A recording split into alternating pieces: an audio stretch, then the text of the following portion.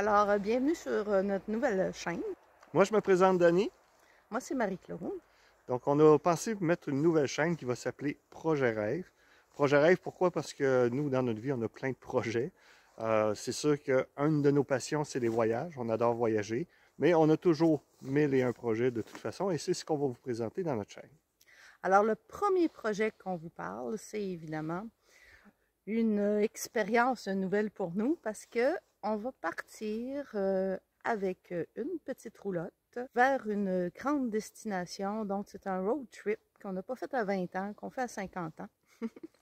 Donc, on part pour le Yukon. Donc, ça représente à peu près presque 16 000 km aller-retour.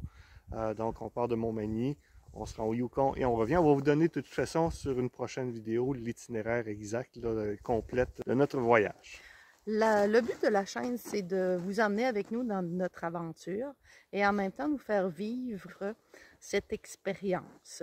On est sûr qu'on va avoir de très bons moments, des moments palpitants aussi, peut-être avec un moins grand sourire. Et il faut vous présenter quelque chose d'important aussi, nos profils à nous, qui nous sommes. OK? Alors, Danny, si tu veux commencer. Ben, moi, je suis le pragmatique, l'organisé, donc celui qui va tout planifier, mais qui se donne quand même beaucoup de latitude. Moi, ben, c'est plus l'impulsive, celle qui change la vie au dernier moment, celle qui voit une opportunité où personne n'en voit une, celle qui a des solutions un petit peu originales pour des problèmes fondamentaux. Vous allez vous apercevoir aussi que moi, j'ai été enseignante pendant plusieurs années. Et donc, il y a sûrement des enseignements qu'on va vouloir vous transmettre. Donc, si j'ai un profil un petit peu directrice à lunettes, alors vous comprendrez mieux. On va vous présenter différents paysages. On veut vous faire vivre notre expérience à travers la vidéo. Donc, on va filmer des points de vue fort intéressants. Moi ce que j'aime, c'est vraiment vous filmer des paysages. Donc, des paysages où il y a moins de personnes possible. No people, donc c'est ce que je souhaite le plus. Alors, à chaque vidéo, on essaye de filmer à l'extérieur. C'est sûr que c'est une problématique plus grande à cause du bruit et évidemment de ceux qui circulent autour de nous. Mais pour moi, c'est important de vivre à l'extérieur lorsque je suis en camping ou lorsque je suis sur la route. Je suis du genre très sédentaire lorsque je suis à la maison. Alors ici, on vous présente une petite forêt qu'on a l'habitude de marcher dans un petit village qui s'appelle Saint-Cyril, qui est en haut de l'îlet. Nous sommes présentement sur la piste de VTT. Alors, on vous laisse découvrir un petit peu en arrière de nous. Alors, on a du sapinage, évidemment, avec notre neige éternelle du Québec. La question de vous situer, parce que Marie-Claude dit l'îlet, ça ne dit peut-être pas grand-chose du moins. On va se prendre par rapport à Québec. Là, on est à peu près à 1 heure de route de Québec. Donc, vers l'est. Donc, à 1 heure de Québec vers l'est. C'est l'année des expérimentations. On a fait l'achat ici d'un petit terrain il y a à peu près 2 ans. Et le COVID nous a poussé, mettons, vers l'aménagement de notre terrain. On a aussi fait l'acquisition d'un VTT, chose qu'on n'est pas habitué nous autres non plus. Nous ne sommes pas des gens de moteur, mais on commence à s'y intéresser par la force des choses. Nous allons partir en road trip avec un 4x4 et une petite roulotte qu'on va vous présenter.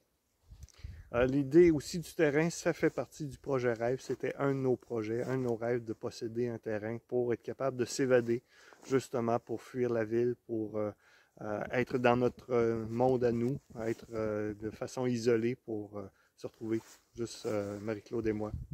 L'intérêt de la chaîne, c'est vous aider à réaliser vos rêves étape par étape, rêve par rêve, marche par marche, pas par pas. Nous autres, on part de loin au niveau de la mécanique, on part de loin au niveau des scies mécaniques, on part de loin au niveau des VTT, on part de loin, même si son père était mécanicien, mon père avait comme hobby d'être bûcheron, ce ne sont pas des choses qu'on a faites il y a 30 ans. Alors, on expérimente des choses, puis on voudrait vous aider ou vous motiver à expérimenter vous-même certaines choses que vous avez mis de côté.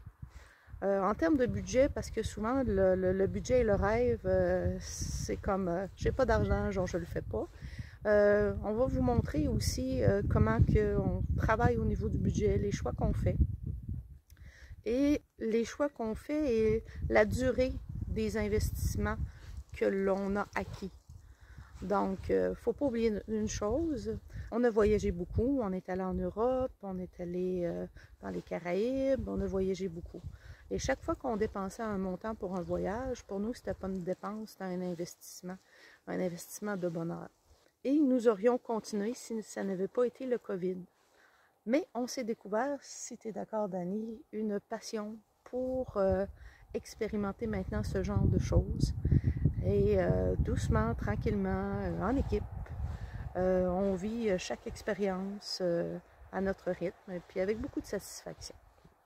Au fur et à mesure, on s'est rendu compte qu'on avait une certaine urgence de vivre. Donc, on ne voulait pas attendre à 60 ans pour faire nos grands voyages. On les a fait le plus tôt possible. D'ailleurs, on a fait, c'est l'an passé ou il y a 2 ans, la mer Baltique? Il y a 2 ans. Il y a 2 ans. Donc, il y a 2 ans, on a fait la mer Baltique. Marie-Claude rêvait d'aller en Russie. Donc, on est allé en Russie. On n'a pas attendu d'être à la retraite pour faire ce genre de voyage-là. C'est important pour nous de réaliser nos rêves le plus rapidement possible. Alors, on vous invite à nous suivre. On vous invite aussi à commencer à mettre sur pied une liste de rêves. On avait un exercice, parce que Dani a donné des conférences de motivation personnelle, où on demandait aux gens d'inscrire sur une feuille combien de rêves déjà? 64. Dans le fond, et pourquoi 64? Parce que c'est binaire. Ça nous permet de comparer un rêve avec un autre rêve, et le plus important des deux gagne, et jusqu'à ce qu'on arrive avec nos 8 rêves les plus importants, et c'est ceux-là qu'on veut réaliser au cours de la prochaine année. Donc, au cours de la prochaine année, notre principal rêve, c'est effectivement de faire notre road trip jusqu'au Yukon. Et puis, mais on avait un autre rêve qui s'est réalisé récemment, c'est-à-dire de posséder un spa.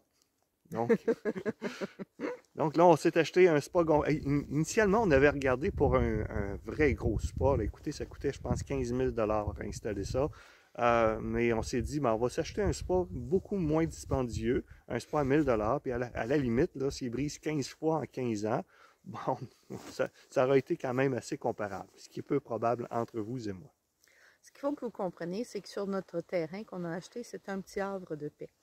C'est la permission qu'on se donne de vivre des expériences sans voisins, sans règlement municipal, sans tout ce qui demande une grande installation, sans appeler les assurances. C'est une liberté que l'on s'est payée avec ce terrain-là.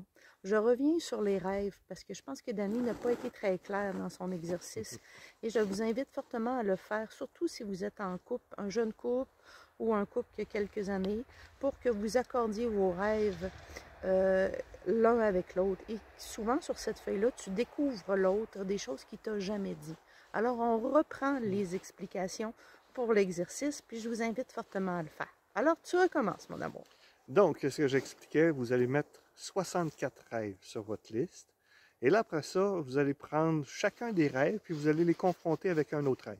Donc, par exemple, mon rêve, c'est d'apprendre le tricot, puis par rapport à aller à Disney. Ben là, je dis, je pense que je préfère aller à Disney plutôt que d'apprendre le tricot. Fait que lui, je vais le mettre en numéro 1. Et on va faire la même chose avec chacun des rêves. Ce qui veut dire qu'on va passer de 64 rêves à 32 rêves.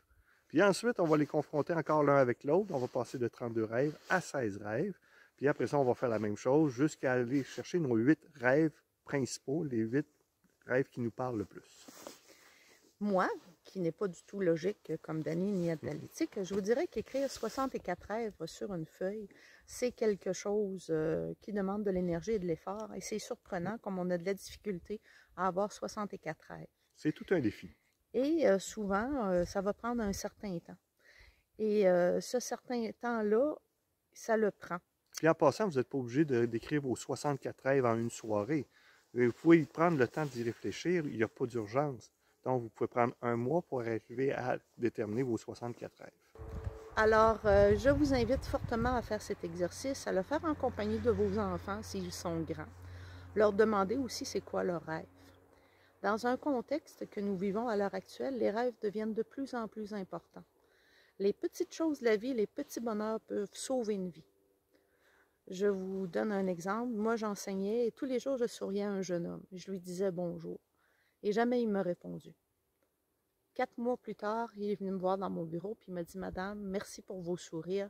Je traversais une très mauvaise période Et chaque jour, j'attendais votre sourire. Alors, voyez-vous, ici, c'est les petits gestes qui comptent. Les rêves n'ont pas besoin d'être énormes. Ça peut être des petits rêves. Vous avez toujours rêvé de vous acheter une super boîte de chocolat à 30 $ dans une chocolaterie. Allez-y. Vous avez toujours rêvé d'avoir un orchidée bleu. Allez-y. Vous avez toujours rêvé d'offrir à votre mari une paire de caleçons en léopard. Allez-y. Filmez la réaction. C'est ça le bonheur. C'est ça le bonheur. Mettez-vous pas de contraintes. Dites pas, ah, je vais attendre lorsque j'aurai plus d'argent ou je vais attendre lorsque... Réfléchissez tout de suite à vos rêves. Mettez-vous pas de barrières. Okay? Alors, aidez-nous à réaliser notre rêve. Abonnez-vous à notre chaîne. On va peut-être pouvoir ainsi vous aider à réaliser vos rêves. C'est vrai. Alors, un rêve, ça commence par une pensée. Laissez votre pensée. Ensuite, prenez votre main, votre crayon, écrivez-la, partagez-la. Mais surtout, ne vous laissez pas abattre avant d'avoir commencé à rêver. Alors sur ce, on vous souhaite une excellente semaine et on vous dit à la prochaine. Au revoir!